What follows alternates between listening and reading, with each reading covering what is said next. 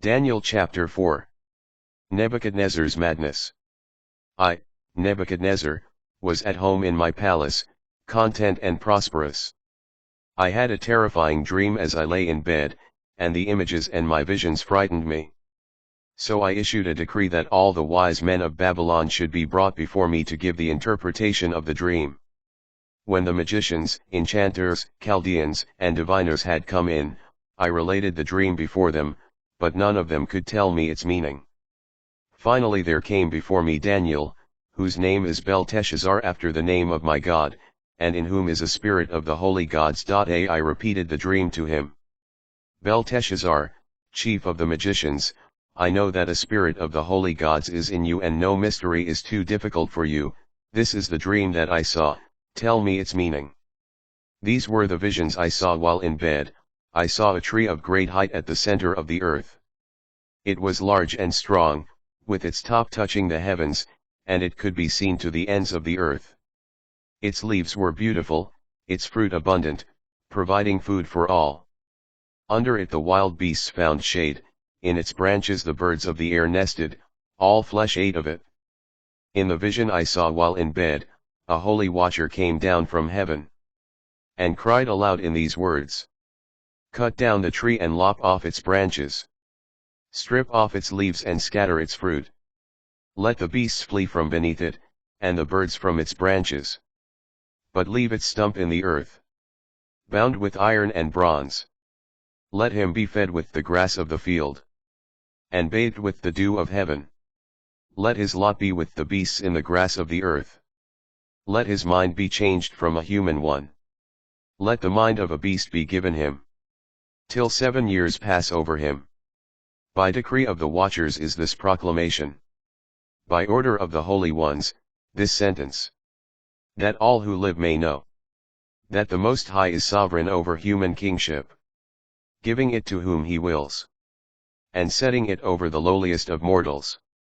This is the dream that I, King Nebuchadnezzar, had. Now, Belteshazzar, tell me its meaning. None of the wise men in my kingdom can tell me the meaning, but you can, because the spirit of the holy gods is in you. Then Daniel, whose name was Belteshazzar, was appalled for a time, dismayed by his thoughts. Belteshazzar, the king said to him, Do not let the dream or its meaning dismay you. My lord, Belteshazzar replied, May this dream be for your enemies, and its meaning for your foes.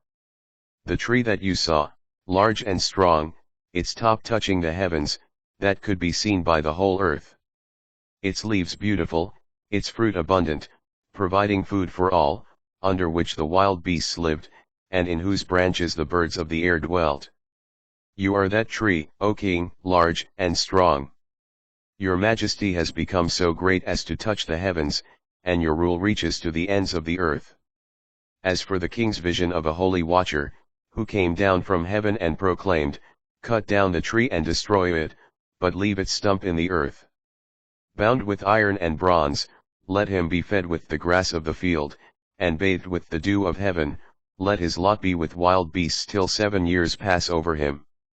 Here is its meaning, O king, here is the sentence that the Most High has passed upon my lord king.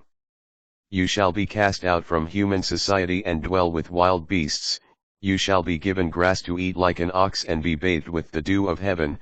7 years shall pass over you, until you know that the Most High is sovereign over human kingship and gives it to whom he will. The command that the stump of the tree is to be left means that your kingdom shall be preserved for you, once you have learned that heaven is sovereign. Therefore, O king, may my advice be acceptable to you, atone for your sins by good deeds, and for your misdeeds by kindness to the poor, then your contentment will be long-lasting. All this happened to King Nebuchadnezzar. 12 months later, as he was walking on the roof of the royal palace in Babylon, the king said, Babylon the Great. Was it not I, with my great strength, who built it as a royal residence for my splendor and majesty? While these words were still on the king's lips, a voice spoke from heaven, It has been decreed for you, King Nebuchadnezzar, that your kingship is taken from you. You shall be cast out from human society, and shall dwell with wild beasts, you shall be given grass to eat like an ox, and 7 years shall pass over you, until you learn that the Most High is sovereign over human kingship and gives it to whom he will. At once this was fulfilled.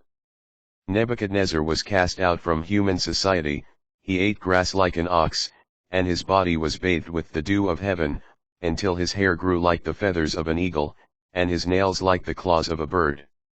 When this period was over, I, Nebuchadnezzar, raised my eyes to heaven, my reason was restored to me, and I blessed the Most High, I praised and glorified the one who lives forever, whose dominion is an everlasting dominion, and whose kingdom endures through all generations.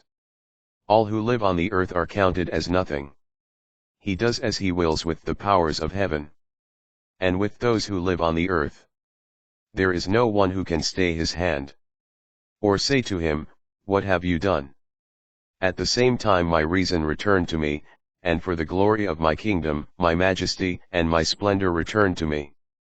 My counselors and nobles sought me out, I was restored to my kingdom and became much greater than before.